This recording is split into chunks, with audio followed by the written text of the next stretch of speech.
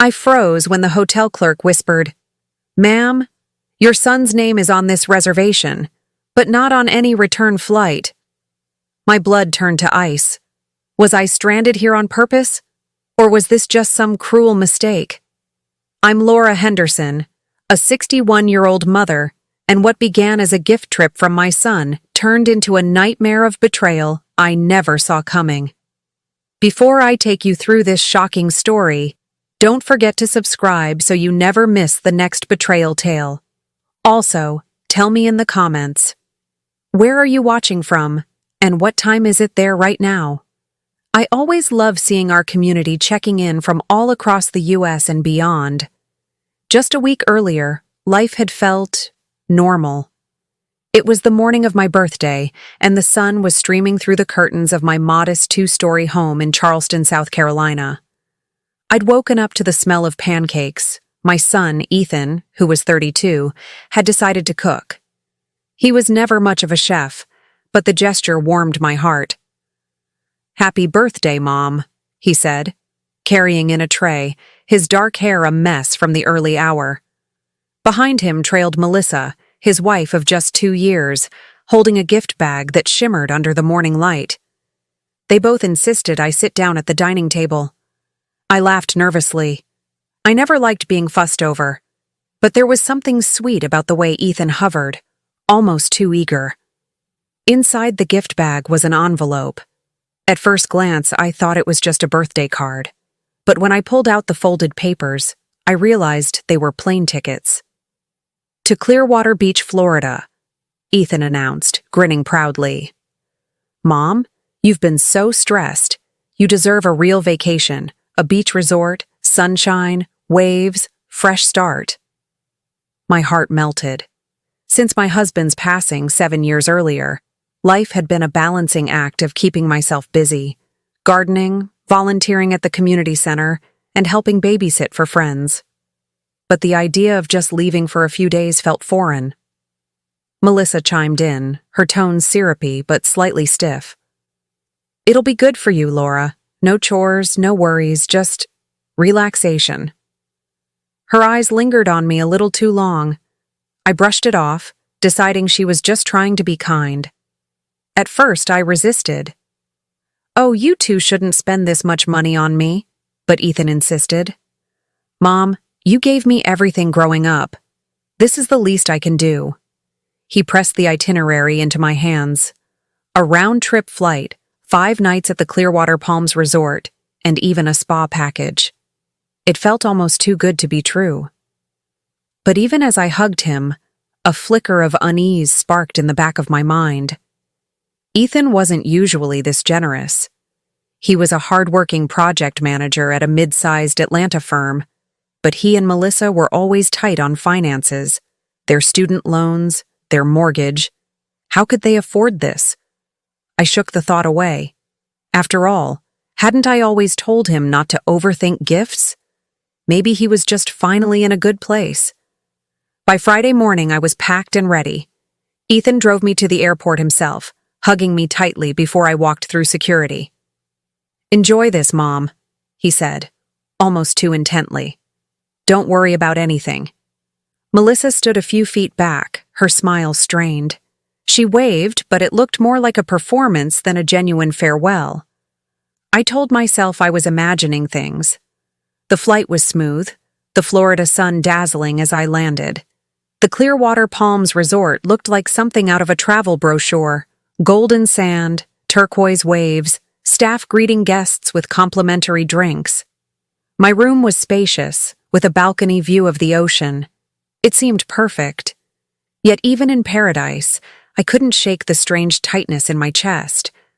Why did Ethan's words, "Don't worry about anything," sound less like comfort and more like a warning? I didn't know it yet, but that trip was never meant to end the way I thought it would. And within 48 hours, a stranger's whisper would shatter every illusion I had about my own family. The first night at the resort passed in a blur of waves crashing against the shore, palm trees swaying in the salt-kissed breeze, and the faint laughter of families echoing down the halls. I tried to let myself enjoy it, the spa massage, the buffet dinners, the crisp white sheets of the king-sized bed. But something kept nagging at me. It wasn't just Ethan's words before I left. Don't worry about anything. It was the way he looked at me when he said it, as if he knew something I didn't. The next morning, I tried calling him. Hey, Ethan, it's me. Just landed yesterday. The place is beautiful. You'd love it here. There was a pause on the other end. Too long.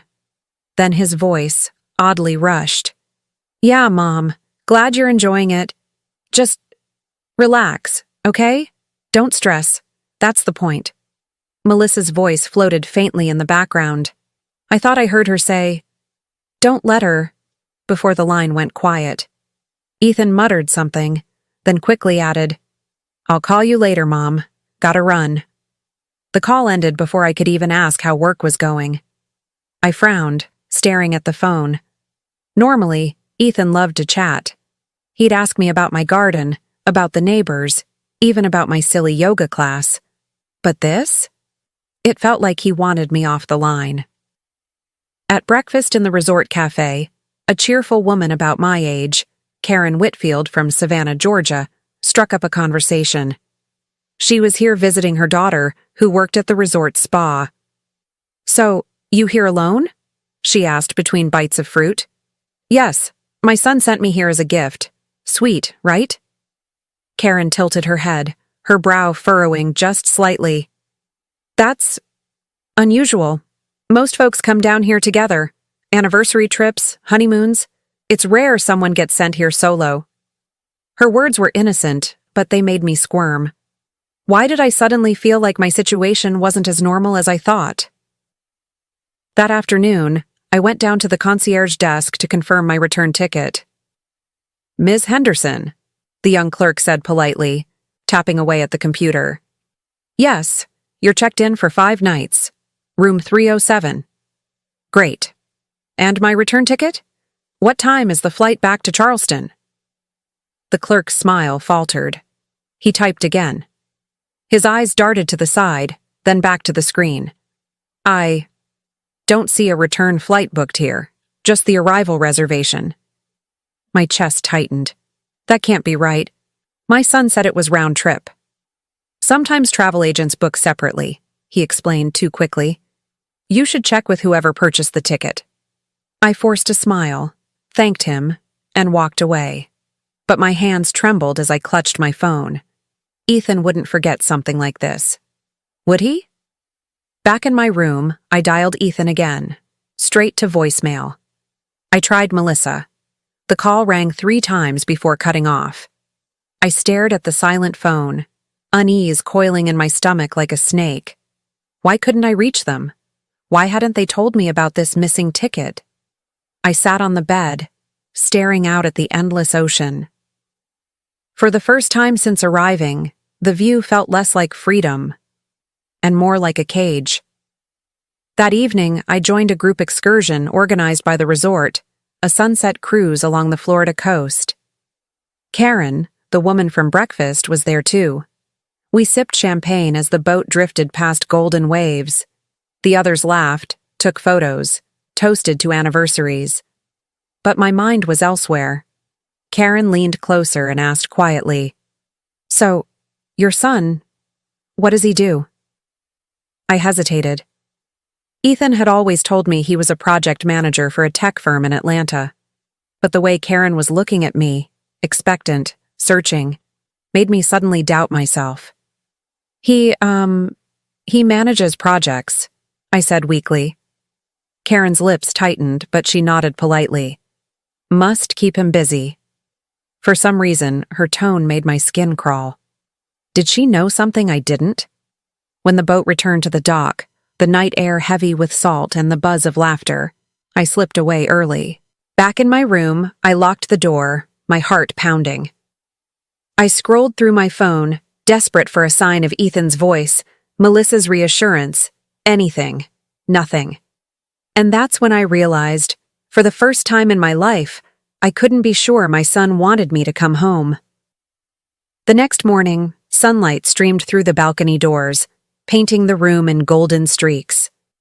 I forced myself to breathe in deeply, to let the sound of gulls and the rhythmic ocean lull my racing thoughts. Maybe I was overthinking. Maybe the return ticket was just an oversight, the kind of mistake travel agents made every day. Ethan wouldn't leave me stranded. He was my son. So I decided, for once, to live in the moment. The Seabreeze Grand Resort was everything a travel brochure promised. Palm trees swayed in manicured gardens, the pools shimmered like glass, and servers carried trays of tropical cocktails with little paper umbrellas. I joined a water aerobics class that morning, surrounded by retirees from Chicago, Dallas, and Phoenix, all laughing and splashing as if age meant nothing at all. "Come on, Laura, higher knees," the instructor called, and I laughed so hard I forgot my worry for a moment. Later, I lounged by the pool with a piña colada, listening to a group of women gossip about their families, divorce dramas, rebellious teenagers, sons who'd married women they didn't approve of. Their words stung in a way I couldn't explain. As I gathered my towel, a man with sun-bleached hair and a kind smile stopped me. "Excuse me," he said. "Are you here alone?" I hesitated. "Yes. My son sent me here for some rest." He nodded thoughtfully. "Nice gift. You don't see that often." "Why do people keep saying that?" I asked with a half smile. The man shrugged. "Just unusual, that's all.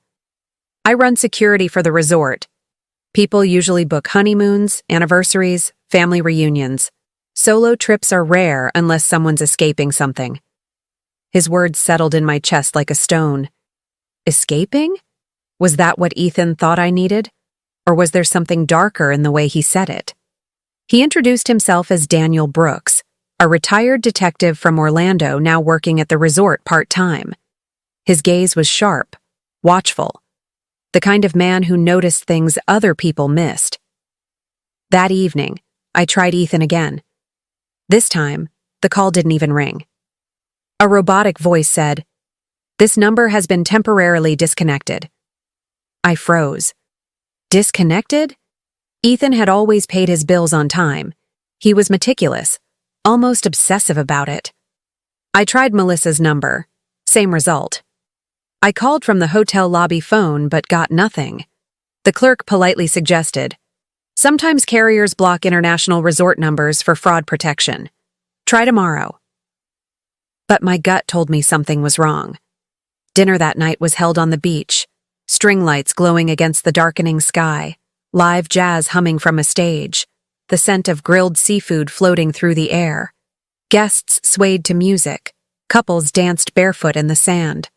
I should have felt at peace. Yet every sound seemed louder than it should have been, every shadow longer. Daniel appeared again, nodding politely as he passed. Karen, the woman I'd met earlier, waved from across the table. For a moment, surrounded by strangers, I realized how truly alone I was. After dinner, I returned to my room to find something strange. My suitcase, which I'd left zipped, was sitting half open on the chair. My clothes looked slightly disturbed, like someone had rifled through them. At first, I blamed myself. Maybe I'd left it open. Maybe housekeeping had moved it. But when I checked the side pocket where I kept my return flight confirmation papers, the envelope was gone. I searched every corner of that suitcase, every drawer in the room, even under the bed. Nothing. My heart pounded so hard I thought it might burst. Someone had been in here. That night I barely slept. I left the light on, my phone clutched in my hand like a lifeline. Every creak in the hallway sounded like footsteps. Every slam of a distant door made my skin prickle. At 2:15 a.m., I jolted awake to the sound of voices outside my door. A man's voice, a woman's laugh, then silence. I crept to the peephole, holding my breath. The hall was empty. When I slid back into bed, I whispered into the dark, "Ethan, why did you send me here?" By morning, the resort looked beautiful again, as if nothing had happened. Guests shuffled to breakfast with sleepy smiles, servers carried trays of coffee and pastries, and the ocean gleamed beneath the rising sun. but beauty meant nothing now. Because I knew someone had gone through my things, and I knew the return ticket was gone. And somewhere, deep inside, I began to fear that maybe, just maybe, my son had wanted it that way. The morning sun rose bright and sharp, but instead of feeling like a blessing, it pierced through my curtains like an interrogation lamp. I hadn't slept more than 2 hours, and my nerves were frayed. The missing return ticket haunted me. The rifled suitcase replayed in my head. Someone had been in my room, someone who didn't want me to leave. Down in the cafe, I forced myself to eat eggs, fruit, black coffee, but my stomach churned too much to finish. Karen spotted me and waved. "Laura, come sit." She was too warm, too insistent. Something in her smile felt studied, like she wanted me close. But why? "How was your night?" she asked casually. "Strange," I admitted. "I think housekeeping went through my luggage. My ticket confirmation is gone." Karen's fork froze midair. "That's odd. You should tell security." As if on cue, Daniel Brooks appeared at the entrance, scanning the room like a man who never stopped working. I excused myself and approached him. "Mr. Brooks?" "Daniel, please," he corrected with a reassuring smile. "Something wrong?" I lowered my voice. "I think someone's been in my room. A document is missing." His eyes sharpened. "What kind of document?" "My flight papers, proof of my return." Daniel's jaw clenched ever so slightly, but then he nodded. "I'll have it checked. In the meantime, lock your door. And don't tell anyone else what's missing. Not yet." His warning made my skin crawl. Don't tell anyone else. Why?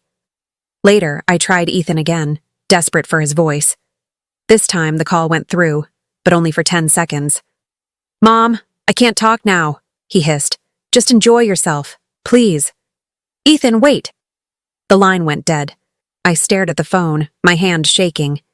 He sounded scared. Not of me, but of something else. Or someone. And why had Melissa's voice been absent this time? She was always nearby, always managing things for him. But now? Nothing. That afternoon, I joined a pottery workshop by the pool, trying to blend in. Tourists laughed, couples bickered playfully, children splashed. On the surface, it was paradise. But the cracks were there if you looked closely. A young woman at the next table whispered to her friend. Another guest checked out early, didn't even stay 2 nights. "Why?" the friend asked. The woman shrugged. "No one knows. The staff won't say." I pretended not to listen, but my heart thudded. When I asked one of the servers about it, she smiled too quickly. "Oh, people just change plans." Then she hurried away before I could ask more. Back in my room, I opened the nightstand drawer, searching for the Bible that hotels always seem to stock. Instead, I found something else. A folded piece of paper. My pulse quickened as I unfolded it. Inside was a printed itinerary, not mine. The name at the top read, Margaret Ellis, with dates from 3 months ago. A round-trip flight from New York. But the return flight box was blank. No return.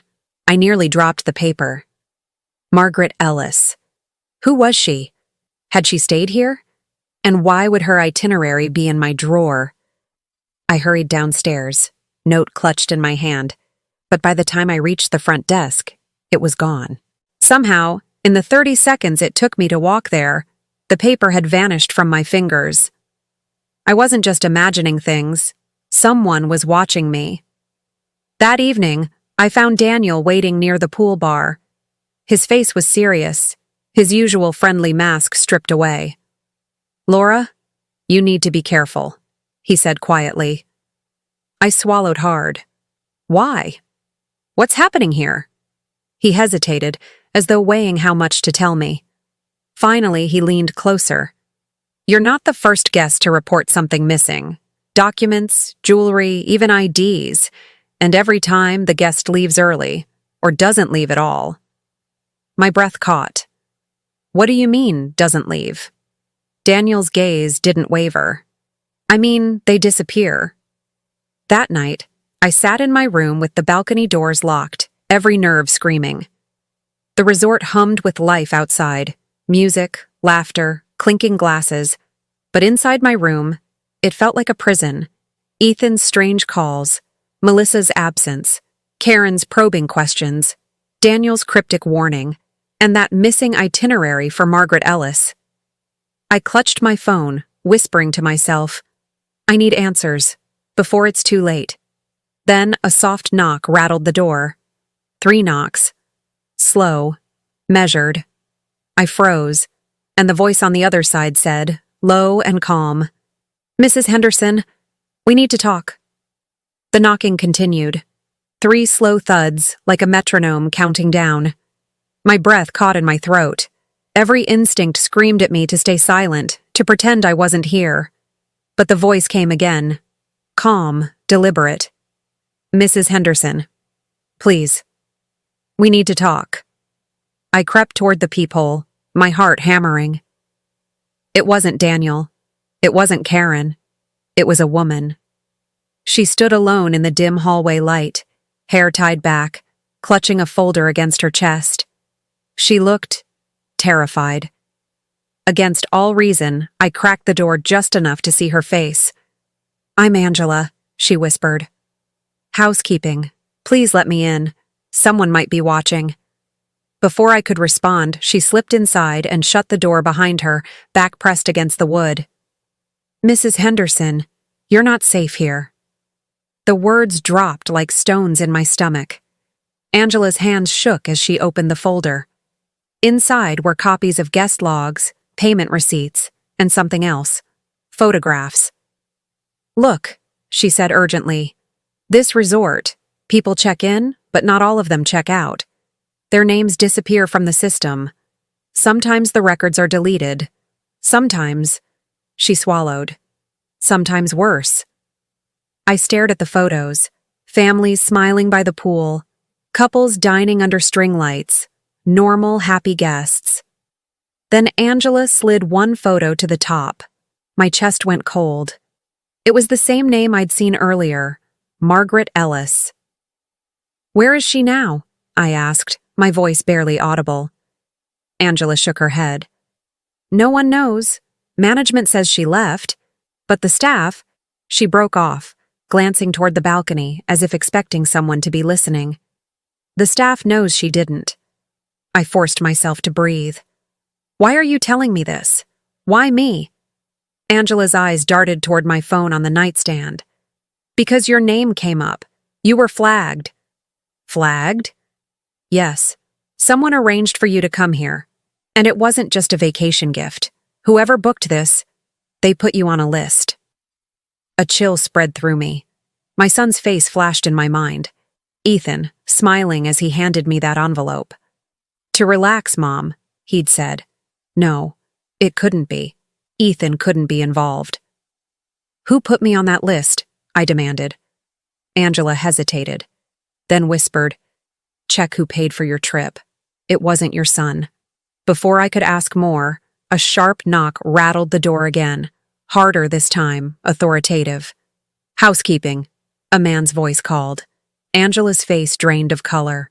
That's not housekeeping, she mouthed. She scrambled toward the bathroom, shoving the folder back into her bag. Don't say you saw me. Don't say my name. And just like that, she slipped out the balcony door, vanishing into the shadows. The knocking grew louder. Reluctantly, I opened the door an inch. A tall man in a staff uniform stood there, eyes cold, smile stiff. Evening, Mrs. Henderson. Just checking if everything is satisfactory. I nodded quickly, heart racing. Fine. Everything's fine. He lingered, gaze scanning the room behind me, as though searching for someone. Then, without another word, he turned and walked away. I locked the door, double-bolted it, and pressed my back against it until my knees gave out. When I finally picked up my phone, there was a voicemail from Ethan. His voice was strained, urgent. Mom, listen to me. If anyone asks, you're just there for vacation. Don't. A pause, muffled voices in the background. Then, don't trust anyone, not even me. I'll explain soon. The message ended abruptly. My son, my own son. Why would he say not to trust him? I sat on the edge of the bed, the voicemail replaying in my mind like a curse. Angela's warning, the missing itinerary, the clerk's suspicious eyes, Daniel's cryptic advice, and now Ethan's voice, filled with fear, guilt, and something darker. Was I the victim of some twisted scheme? Or was my son protecting me from something bigger, something I couldn't yet see? As I stared at the locked door, one thought chilled me more than all the rest. What if the trip wasn't about stranding me? What if it was about making sure I never came back at all? I didn't sleep. Not even for a minute. Angela's warning, Ethan's voicemail. They spun circles in my head, knotting tighter with every replay. By dawn, I knew one thing for certain. If I sat here waiting, whatever was closing in on me would eventually win. I had to move. I had to know who really sent me here. I pulled out my laptop, praying the resort Wi-Fi wasn't monitored. My fingers trembled as I logged into my email, searching for the original booking confirmation. There it was, Seaview Grand Beach Resort, all-inclusive package. But the sender's address wasn't Ethan's. It was a generic travel agency email, Global Horizons Travel LLC. I clicked on the receipt. The payment line stopped me cold. Paid via corporate account. Not Ethan's card. Not his name. The billing entity read, Henderson Industries Incorporated, my late husband's company. The company Ethan was now CEO of. I tried to steady my breath. Why would the company pay for this trip? My family business had nothing to do with personal vacations. Scrolling further down the receipt, another detail jumped out. The agent who processed the booking. A name. Karen Ellis. The same last name as the missing woman Angela had shown me. Margaret Ellis. Ellis. Ellis. It couldn't be coincidence. Desperate, I called our family banker back in Atlanta. Thank God he picked up. Mrs. Henderson? His voice was cautious. We weren't expecting to hear from you. I need to know who authorized a recent transaction, I said quickly. Corporate funds paid for a trip. Who signed off? There was a long pause. Too long. Ma'am, I'm not sure I should... Please, I interrupted. It's life or death. Finally, he whispered. The authorization came from your son, but the paperwork was filed under a proxy. A woman. Karen Ellis.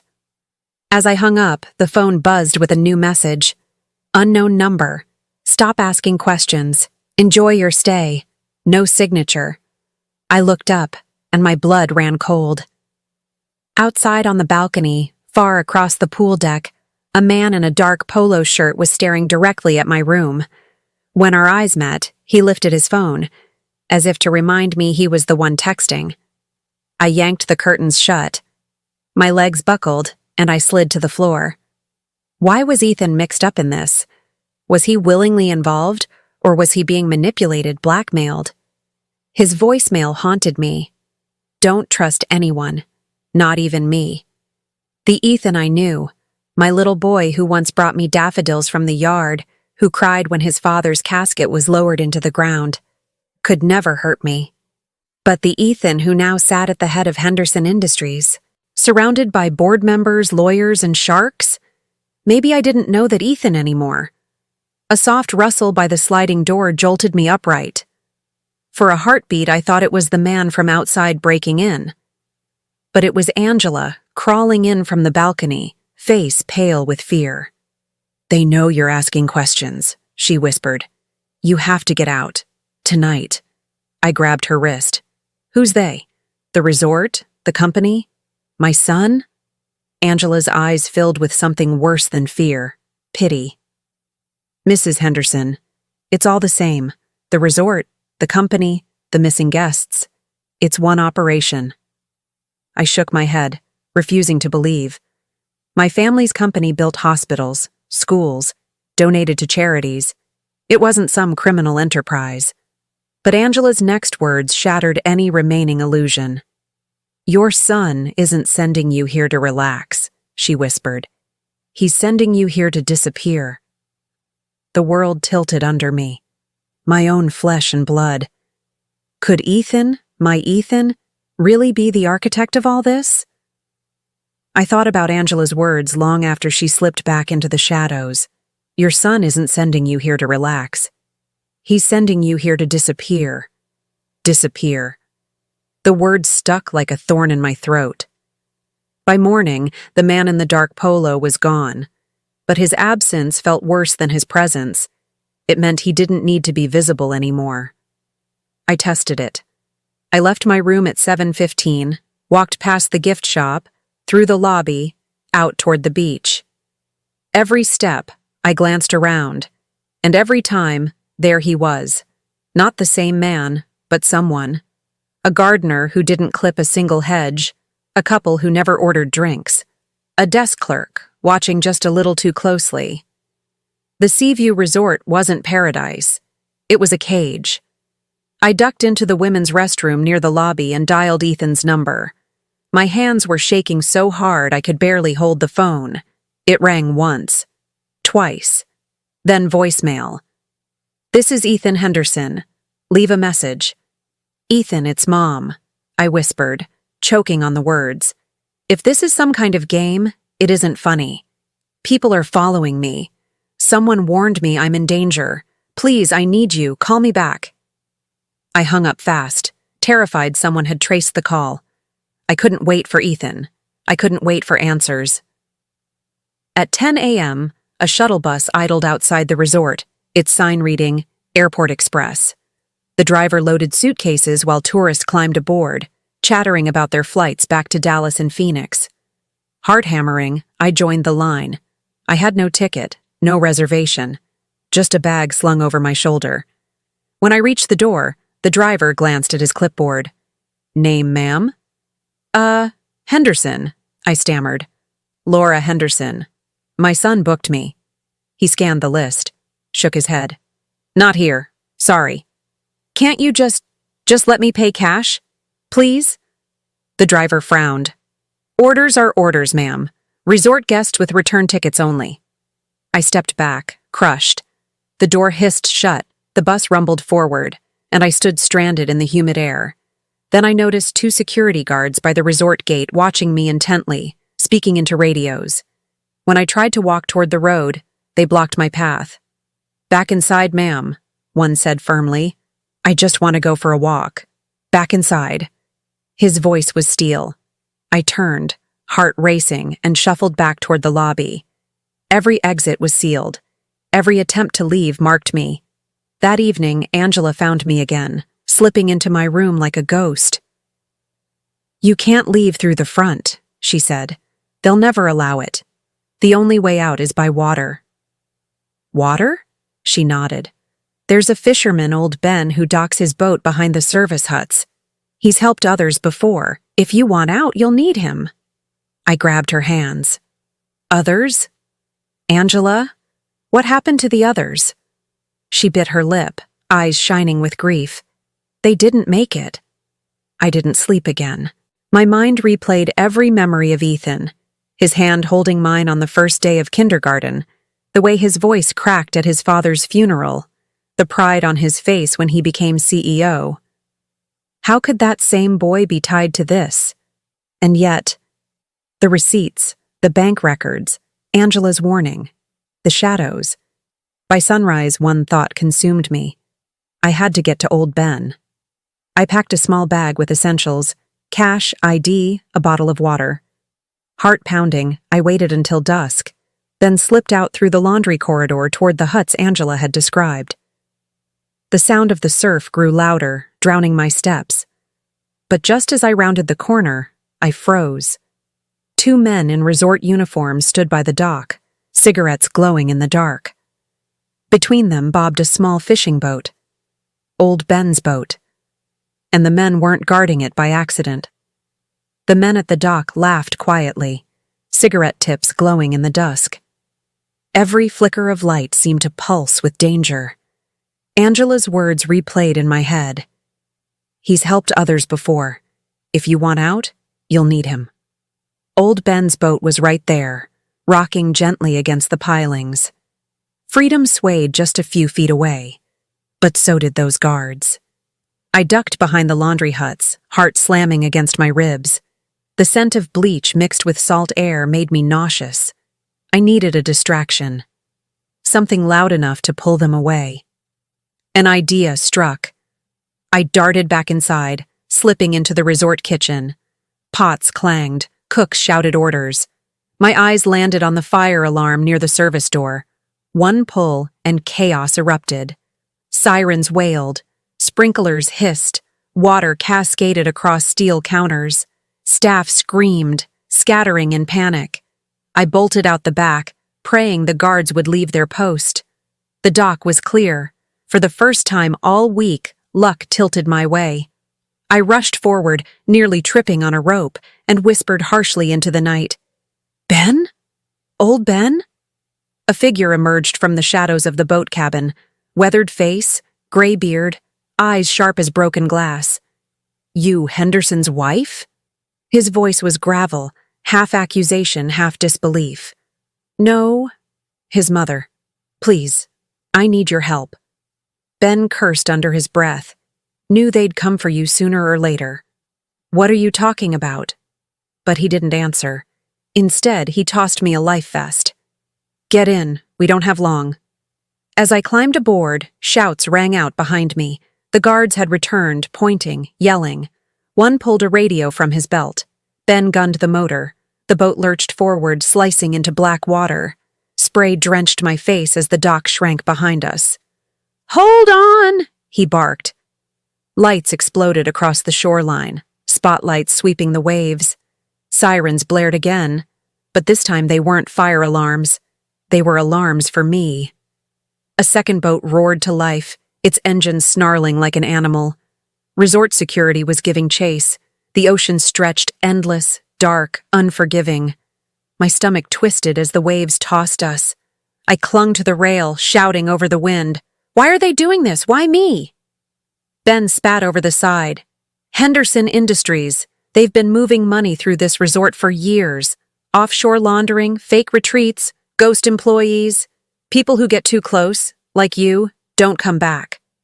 My throat tightened. "And Ethan?" Ben's eyes flicked to me. "Your son's at the center of it. Took the reins from his father and ran darker than ever." "No." I shook my head. "He left me a voicemail. He warned me not to trust anyone. That doesn't sound like a criminal." "Or it sounds like a man covering his tracks," Ben growled. The pursuing boat closed the gap, its spotlight blinding. A bullhorn cracked through the air. "Stop your vessel immediately." Ben ignored it, steering hard starboard. Waves slammed us sideways. My shoulder hit the cabin door, pain shooting down my arm. Gunfire cracked. Bullets sprayed the water, hissing into foam. I screamed. "They're shooting at us!" "Duck, woman!" Ben snarled, jerking the throttle. The boat surged ahead, engine howling. Then, just as hope sparked, Ben slowed the boat. My stomach dropped. "What are you doing?" I cried. "They'll kill me if I don't hand you over," he said grimly, steering toward the pursuing boat. "I've seen it before. I helped 2 others and now they're at the bottom of the Gulf. I can't—" I grabbed his arm. "Please, Ben, don't do this. My son. If he's behind this, I need proof. I need to know the truth before it's too late." For a moment, something flickered in his eyes. Regret? Humanity? The pursuing boat drew closer, spotlight slicing the dark. Ben cursed, slammed the throttle again, and veered left, straight into open ocean. "Why did you change your mind?" I gasped, clinging for dear life. "Because you're not like the others," he muttered. "The others were nobodies. But you? You're Henderson blood. If the matriarch disappears, people will notice. That makes you dangerous to them." The words hit like ice water. Henderson blood, my name, my legacy, wasn't protection anymore. It was a target. Behind us, the resort boat's engine roared louder, gaining ground. Ben's boat sputtered, coughing smoke. "We're not going to make it," I whispered. Ben gritted his teeth. "We'll make it somewhere. Just not where you expect." Before I could ask what he meant, he cut the engine. The boat drifted silent under the moonlight. And then another light appeared ahead, a massive yacht gleaming white anchored offshore, its name painted in bold across the side. The Henderson Legacy. My breath caught. My family's yacht, Ethan's yacht, waiting for me. The name glared at me in the moonlight. The Henderson Legacy. Our family yacht, bought by my husband before Ethan was old enough to shave. I hadn't seen it in years. And now, here it was, floating offshore like a ghost, waiting. Old Ben's jaw tightened as he steered toward it. "Looks like they knew we'd try this route," he muttered. My stomach lurched, from fear or the waves I couldn't tell. No, Ethan wouldn't." "Wouldn't what?" Ben cut me off. "Wouldn't use his own mother to cover the tracks of his empire? Lady, wake up." As we approached, floodlights snapped on, washing the deck in white. Figures moved along the railing, men in suits, not resort uniforms. Corporate muscle. A rope ladder dropped. 2 guards hauled me aboard, rougher than necessary. I twisted, trying to see Ben, but his boat had already peeled away into the dark, leaving me abandoned. And then I saw him. Ethan. Standing by the captain's wheelhouse, tailored Navy suit despite the salt air, his expression unreadable. "Mom?" His voice was calm. Too calm. "You shouldn't have run." My knees nearly buckled. "Ethan, what is happening? Why am I here? Why did you—" He stepped forward, placing a hand on my shoulder. To anyone else, it would look affectionate. To me, it felt like restraint. "You're safer here than at that resort," he said quietly. "They were watching you. I had to get you out." "They?" "Ethan, your company paid for this trip. I saw the receipts. Henderson Industries is compromised," he interrupted sharply. "Not by me. By people who'd rather you disappear." My head spun.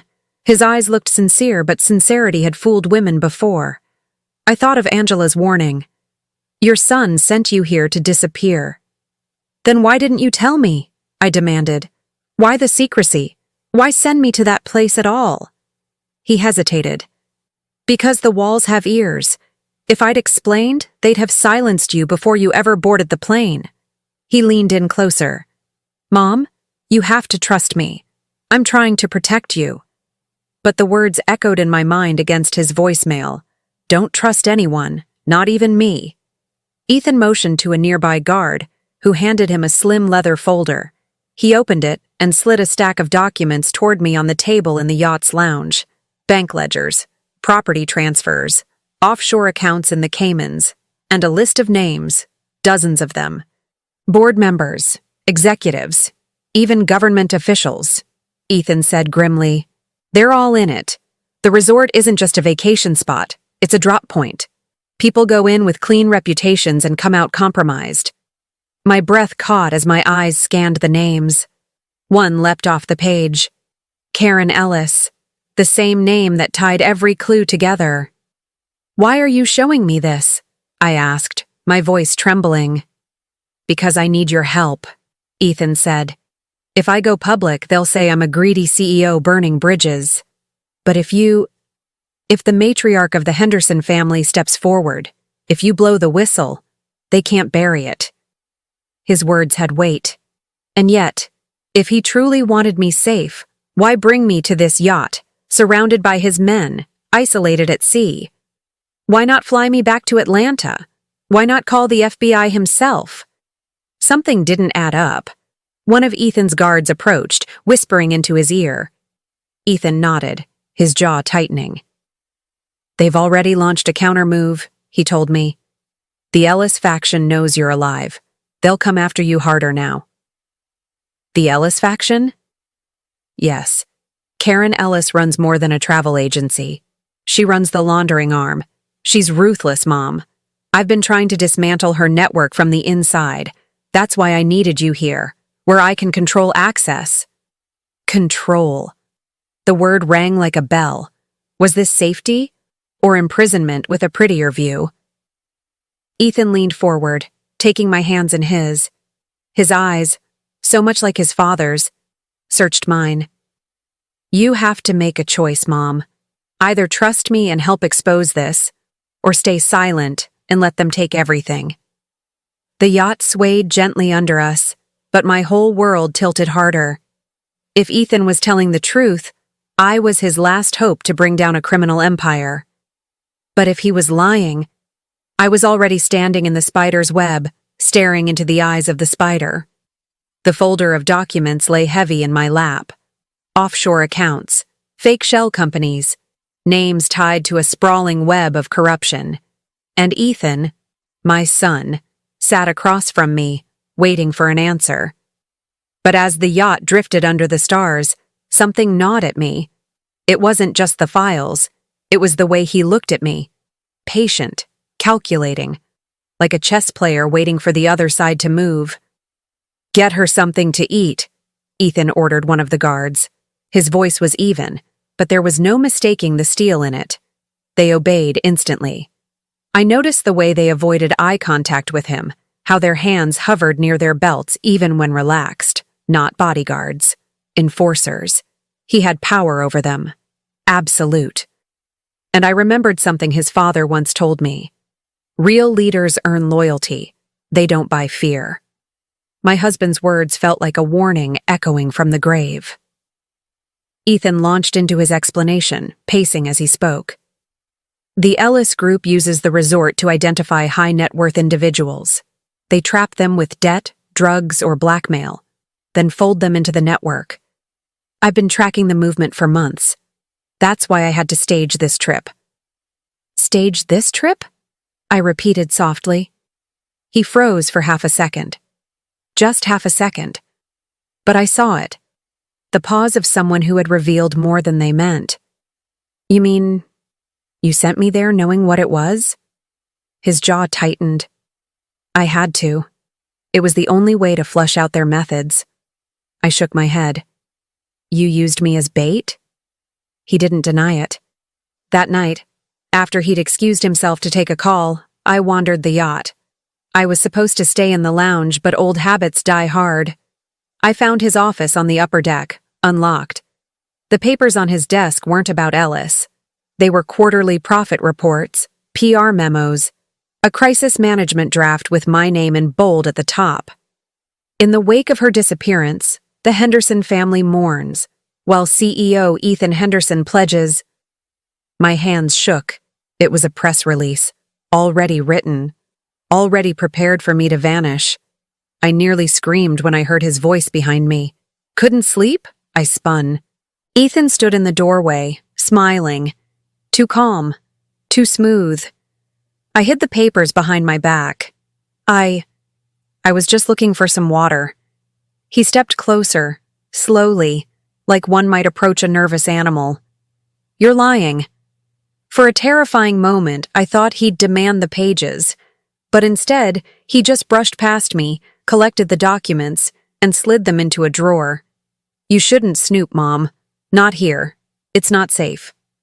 Safe. He said it like a promise. But in that moment, it sounded like a threat.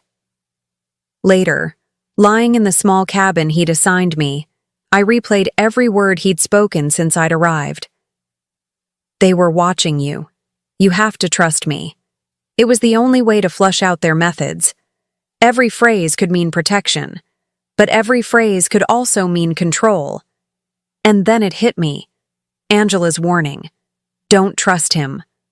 I pressed my palms into my eyes, willing it all to be paranoia. But I couldn't shake the thought. Ethan's story wasn't airtight, and if the press release was real, he wasn't saving me.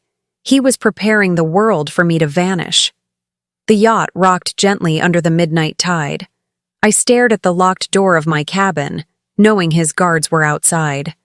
My son, my only child, might be the very danger he was warning me about. And yet, If I was wrong, mistrusting him could destroy the one chance to take down Ellis. Either way, the mask had slipped. And I no longer knew if the man in charge of this yacht was my protector or my executioner. The hum of the yacht's engines lulled most people to sleep, but not me. Not after the press release, not after Ethan's too-perfect smile. I sat on the narrow bed, staring at the clock glowing 2:07 a.m. My phone had been taken, but somehow it was there, on the nightstand. I didn't remember leaving it there. The screen lit up, vibrating silently. Unknown caller. My heart hammered. I shouldn't answer. But something deep in me said I had to. Laura? Her voice was a shaky whisper. Angela. I nearly cried from relief. Angela, thank God, Don't talk loud. They might be listening. Did you read it? Read what? The documents. The reports. His plan. I froze. How could she know, Angela? I whispered back. You have to tell me the truth. Who's behind this? Ellis? Ethan? Both? She hesitated. The pause stretched until I thought she'd hung up. Then, Laura? Ethan isn't who you think he is. He didn't just infiltrate Ellis. He built part of it. The floor seemed to tilt under me. That's impossible. He told me. He risked his life to save me. Angela's voice cracked. Because if you died under Ellis's hands, he'd lose control of the narrative. He needs to stage manage your disappearance. Do you understand? To him, you're not family. You're leverage. I pressed the phone so hard against my ear it hurt. No, you're wrong. He's my son. Angela exhaled raggedly. Laura, listen to me. The bank accounts, the shell companies, half of them traced to Ethan's name. He's not fighting them. He is them. The words ripped through me like a blade. For a long moment, I couldn't breathe. My son, the boy I nursed through fevers, who cried at his father's funeral, was she telling me he was the very monster behind the network? Suddenly, static buzzed. Angela's voice wavered. They're close. I don't know how long The line cut. Dead silence. I tried to redial. Nothing. The screen went black. I was left holding a dead phone in the middle of the night, with only Angela's last words echoing in my skull. He is them. I curled forward on the bed, hugging myself. My body shook with silent sobs. It couldn't be true. It couldn't. But every memory of Ethan replayed differently now. His sudden wealth, his business trips, his careful control of every environment, and most damning of all, that press release. A story already written, a future already planned. Footsteps echoed in the corridor. Heavy. Purposeful. I shoved the phone under the pillow and tried to steady my breath. The lock clicked. The door creaked open. Ethan stepped in, silhouetted in the doorway, his face unreadable. You're still awake? My throat tightened. I couldn't sleep. He studied me, too long, then smiled faintly. Don't worry. Soon everything will make sense. He closed the door and left. But it wasn't reassurance. It was a sentence. I stared into the dark, Angela's warning clawing at my mind. If she was right, then my son hadn't saved me at all. He'd delivered me straight into his own cage, and the only way out might mean turning against him. The sea was glassy that night, the sky splattered with stars so bright they almost mocked me. A perfect evening for a celebration. A perfect stage for something sinister. Ethan had insisted.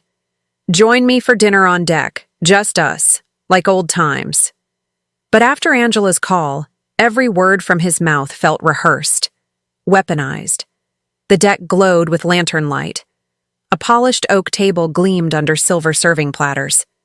The smell of seared filet mingled with rosemary and butter. A violinist played softly in the corner. Yes, he'd hired live music. Everything screamed wealth and perfection. But I couldn't stop scanning the shadows, wondering, was this dinner or a trap? Ethan rose when I appeared, pulling out a chair with a flourish.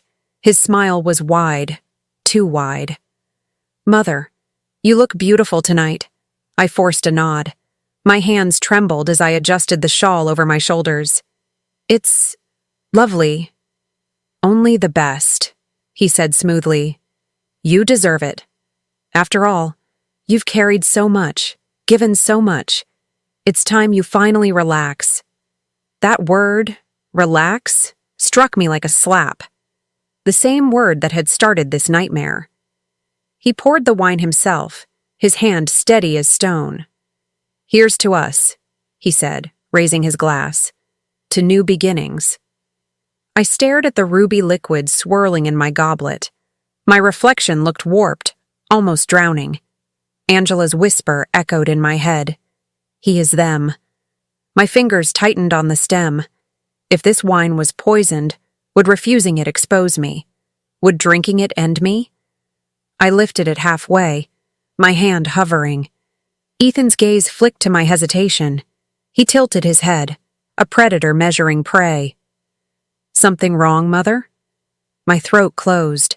Somehow I smiled. "No, just savoring the moment." I touched the glass to my lips but didn't swallow. Dinner stretched on with Ethan filling the silence. He told stories of business victories, of partnerships that sounded too carefully worded, of a future that sparkled with wealth. But beneath the polished language I caught the shadows. Every anecdote reeked of control. "And soon," he said, cutting into his steak with a precise motion, "you won't have to worry about anything. I've arranged it all. Security, comfort, legacy." Legacy. The word curled like smoke. Was that what I was now? A pawn in his legacy? Halfway through, he leaned forward, lowering his voice. "Mother, there's something I need to ask you." My fork froze in midair.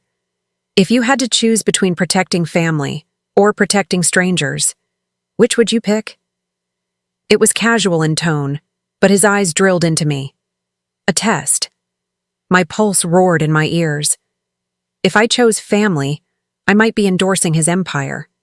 If I chose strangers, I might be signing my death warrant. I placed my fork down carefully. "Family is everything," I said. "But family doesn't mean hurting others to keep them." A pause. His lips curved, unreadable. "Interesting answer." As dessert arrived, a perfect crème brûlée with caramelized sugar glistening like amber, the violinist shifted to a minor key. The melody sounded off-kilter, eerie. That's when I saw it. A slip of paper, poking just barely from under Ethan's silver briefcase beside the table. I leaned slightly. The word printed at the top caught my eye. Ellis Holdings, LLC. My stomach plummeted. It wasn't just Angela's paranoia. The connection was real, right there in front of me. When the plates were cleared, Ethan leaned back, folding his hands. His smile was calm, almost gentle. "You've done well tonight, Mother." "Very well." "Done." "Well?" I asked softly. He leaned closer, his voice dropping to a whisper only I could hear.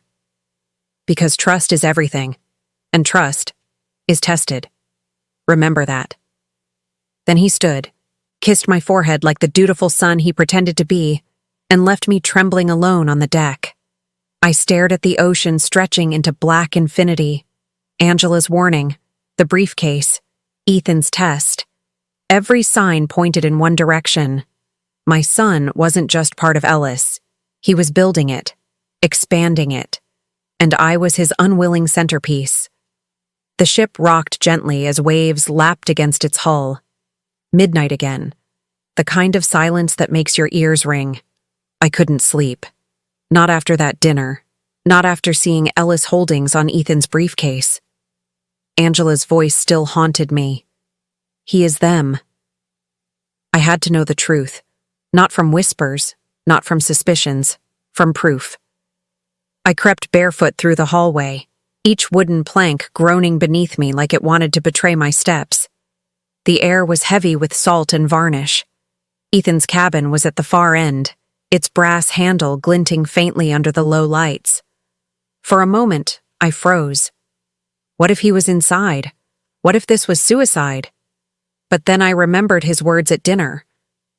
Trust is tested. If he was testing me, then tonight I would test him back. The lock was newer, tighter than the ones on the guest cabins. A card swipe, not a simple latch. My pulse thundered. I scanned the hallway, found no one, then slipped a hairpin from my shawl. I wasn't a thief, but desperation can teach you strange skills. I jiggled the pin, heart pounding with every click. Finally, a soft snick. The light on the panel flashed green. I was in. His cabin was immaculate, not a wrinkle on the bedspread, not a single glass out of place. Too perfect, like a showroom, not a home. And there it was, the briefcase, on the desk, lit by moonlight spilling through the porthole. I approached slowly, as if it could sense me. The lock was coded, of course. But then I saw the post-it note, tucked discreetly under the lamp. 4 numbers scrawled in Ethan's handwriting. Careless or bait? I held my breath, keyed them in. Beep. The latches snapped open. The briefcase yawned like a mouth, swallowing me whole. Inside were neatly stacked folders, each stamped with the Ellis Holdings insignia. My fingers shook as I flipped through them. Financial reports, hundreds of thousands funneled through shell corporations. Property records, warehouses across the Midwest, empty on paper. God knows what in reality. Personnel files, names, photos, ages, all women, all between 55 and 70. My stomach lurched. This wasn't just business. This was targeting. Then I found one more folder, labeled in bold, Project Meridian. Inside was a typed memo. My eyes devoured the words. Phase 1, acquisition. Phase 2, disappearance. Phase 3, legacy consolidation. Below, a chilling line. Primary candidate, Laura Mitchell. My name. I staggered back, bile rising in my throat. It was all there. Ethan hadn't rescued me from Ellis. He had positioned me for them. Or worse, for himself. Tucked in the back of the folder was a glossy photo. My photo, taken weeks before the trip, in my garden back in Savannah. The caption under it, Asset ready for transition, ETA, 4 weeks. My knees nearly buckled. They'd been watching me, planning me. Long before Ethan ever suggested the beach resort. A floorboard creaked in the hall. My blood ran cold. Voices. Low. Ethan's. And another man's. Getting closer. I shoved the files back into the briefcase, fumbling with trembling hands. My heart slammed so hard I thought they'd hear it through the door. The latch clicked shut just as the knob turned. I dove under the bed, pressing myself against the dust-lined floorboards. My body shook so violently I had to clamp a hand over my mouth to silence it. Ethan entered, his shoes crisp against the wood. I told you she suspects, he muttered. Another voice, deeper, rasping. Then it's time we accelerate. Tomorrow night. No more delays. Ethan's sigh was soft, almost weary. I'll handle it. She won't fight. She never does. My lungs burned as I held my breath. My mind screamed. They were planning it. Tomorrow night. My disappearance. They left. The door clicked shut again. I crawled out from under the bed, drenched in sweat, heart still clawing at my ribs. The proof was undeniable now. My son hadn't just betrayed me. He had signed my death warrant. I stood frozen in the moonlight, staring at the briefcase that held my fate. Tomorrow night, they would take me. Unless I moved first. I didn't sleep. I couldn't. Every second was a countdown to tomorrow night, the night Ethan and his allies had marked for me to vanish. There was only one choice left: escape.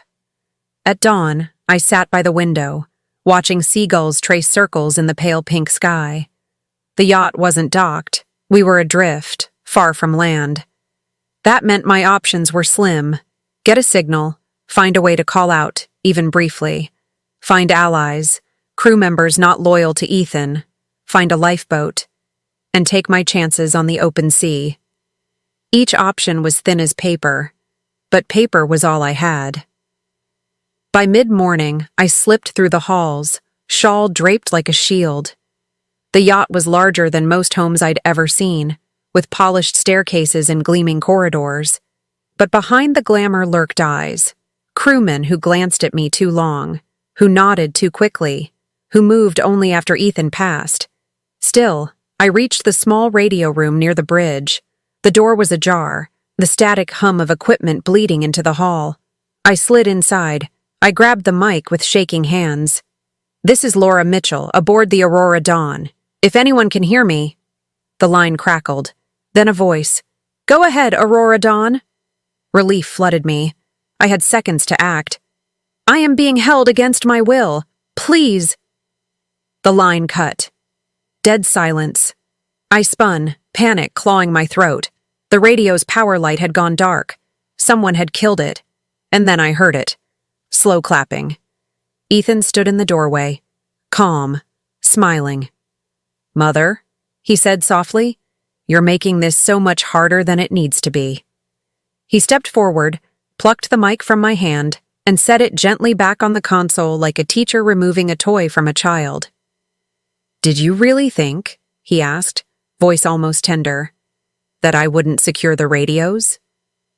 I backed away, heart thrashing. "Why are you doing this? Why me?" His expression didn't change. "Because legacy requires sacrifice, and you are mine." Two crewmen appeared behind him, broad-shouldered, blank-faced. Their silence was worse than any threat. Ethan turned to them, his tone businesslike. "Return her to her quarters. No restraints. She won't try again." I wanted to scream, to claw at his face, to run. But their hands were iron on my arms, steering me back down the hall. For the first time, I realized the truth. This wasn't Ethan alone. The crew were part of it. The entire yacht was his cage. Back in my room, I collapsed onto the bed, despair pressing down like stone. Then, a knock. Soft. Hesitant. I froze. The crew never knocked. The door cracked open and a woman slipped inside. She wore the plain white uniform of the housekeeping staff. Dark hair pulled into a bun. Her eyes darted to the camera in the corner, then back to me. "My name is Sophia," she whispered. "I know what's happening, and I want to help you." I stared, hardly daring to hope. "Why?" Her face twisted. "Because my aunt. She disappeared last year. She was on one of these trips. Ethan promised her family security. They never saw her again." My skin went cold. Another victim, another story swallowed by the sea. Sophia leaned closer. "There's a service hatch near the engine room. If you can reach it tonight, you can get to a lifeboat. But you have to move before dawn. After that?" Her eyes darkened. "It's too late." Footsteps echoed in the hall. Sophia's eyes widened. She pressed something into my palm, a small key, then slipped back into the corridor. I clutched it like it was my last breath. Tonight. I had one chance left. I sat on the bed, staring at the key. The walls hummed with Ethan's power, with the machinery of Ellis, with the weight of betrayal thicker than the sea around us. But for the first time, I had more than fear. I had a way out. If I could survive the night. The yacht at night was a different beast. Gone were the clinking glasses and polite laughter from the deck.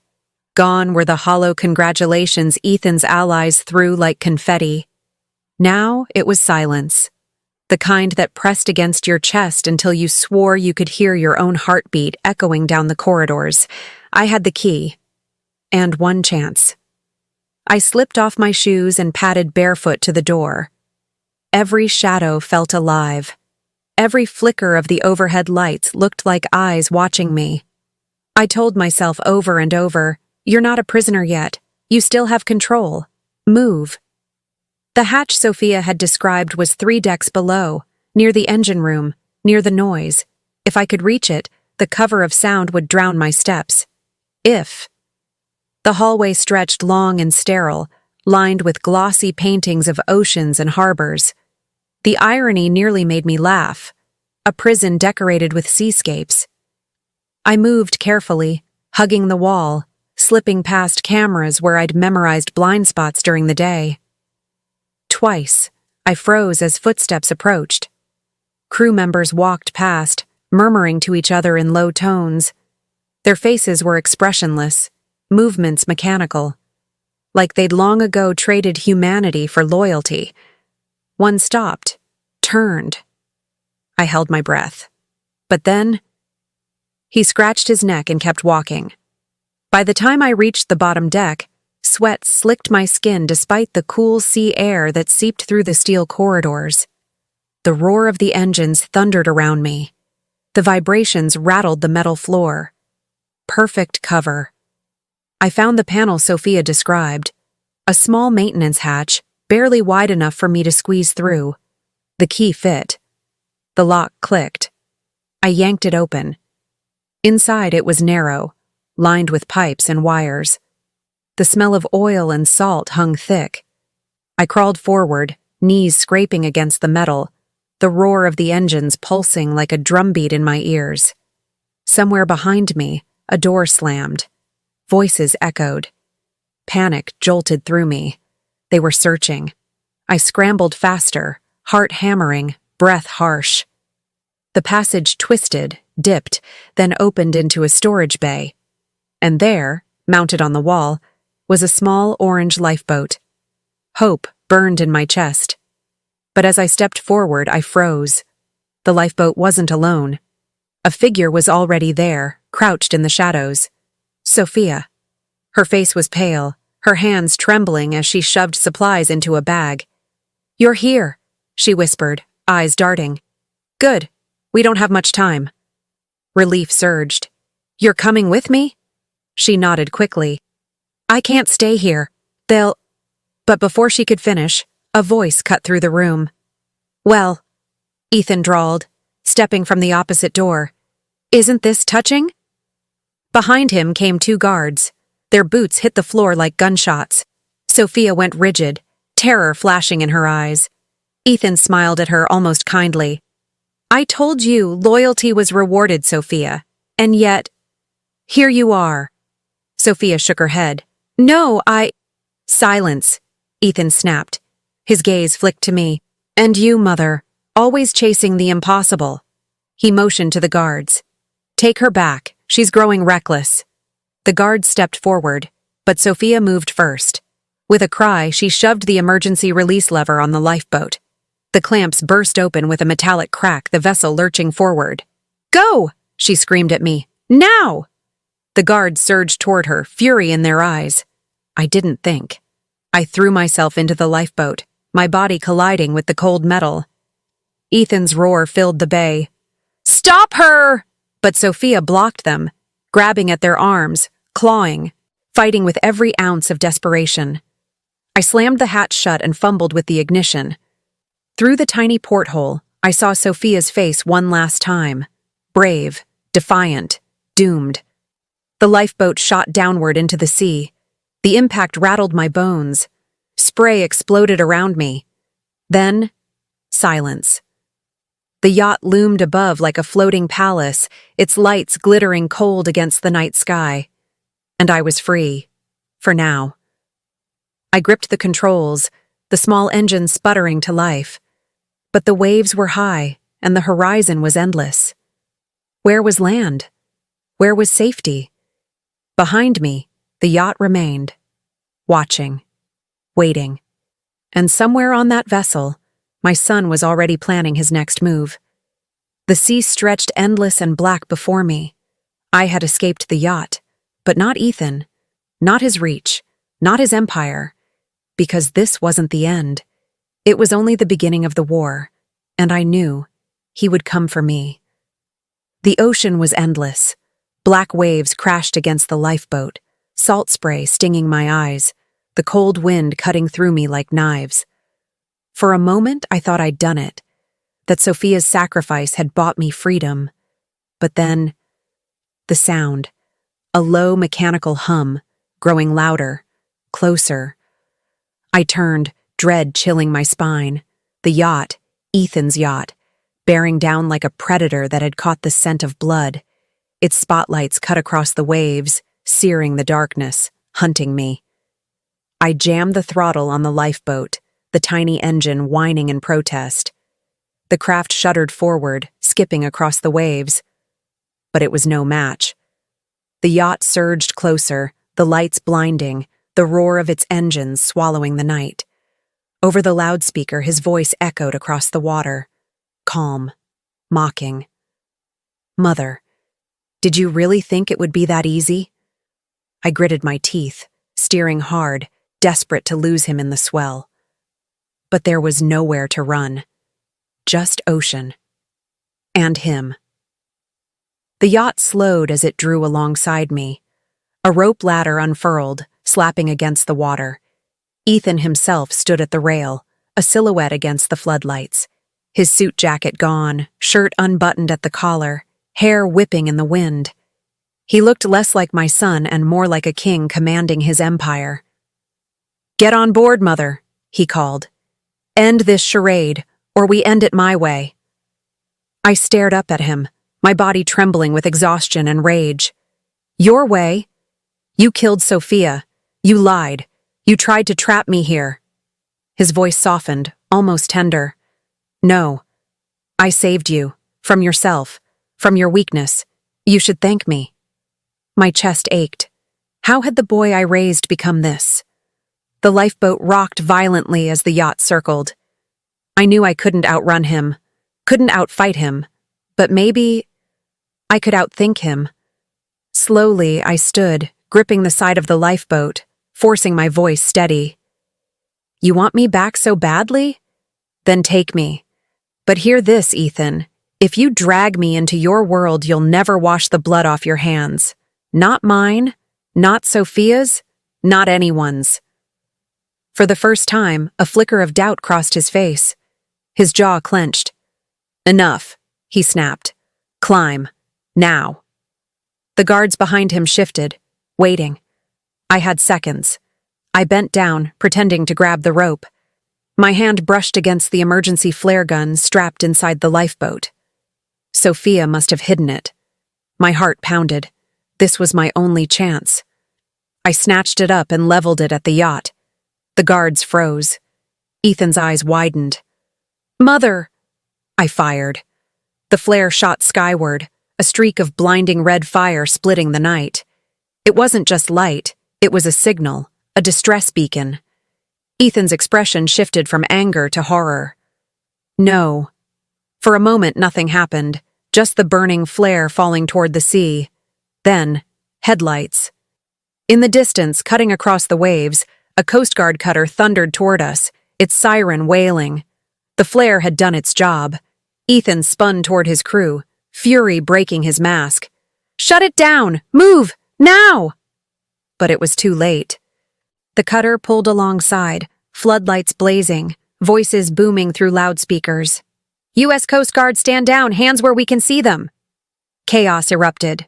The yacht crew scrambled, shouts overlapping, and Ethan, my son, just stared at me. For one heartbeat, I saw him as he was. Not the man in control, not the cold manipulator, but the boy I once held, confused and afraid, staring at his mother with betrayal in his eyes. Then he moved. He lunged for the railing, as though he might leap, escape, vanish into the sea itself. The guards tried to stop him, but the Coast Guard was already swarming. And Ethan Montgomery, the son who had tried to bury me in silence, was dragged away in handcuffs, his empire crumbling beneath him. The next days blurred together. Statements, interviews, trials pending. I learned the truth. Sophia had been gathering evidence for months, waiting for her chance. My escape had triggered the trap she'd set, ensuring Ethan's downfall even if she didn't survive. She'd given her life for justice. For me, I owed her everything. Marcus came to see me at the hospital afterward. His face was pale, guilt etched in every line. "I should have seen it," he whispered. "I should have protected you." I took his hand. "You were blinded by love. I was blinded by trust. But we're still here. And we will never let him take that from us." Tears filled his eyes. For the first time in years, we were truly mother and son again. Months later, I stood on a quiet beach in Savannah, the ocean stretching calm and endless before me. I had survived. But survival wasn't enough. I would speak. I would tell my story. For Sophia. For those who never escaped.